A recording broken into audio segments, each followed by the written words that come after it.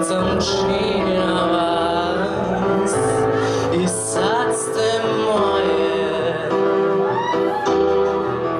Nezaustavljiv je moj glas, svi me se boje. Prošla su 3 veka do današnjeg dana, ova veštica stoji pred vama, vratila se vaša mama. Bacam čini na vas i opet ste moje. Dobro večer, Beograde, moje ime je Dekadenca, kako se vi zovete?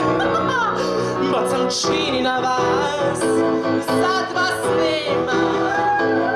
Od moje opsene, od vas treba. Dosta ste vas dve igrale bez mene, sada sam ja tu da rešim vaše dileme. Bacam čini na vas.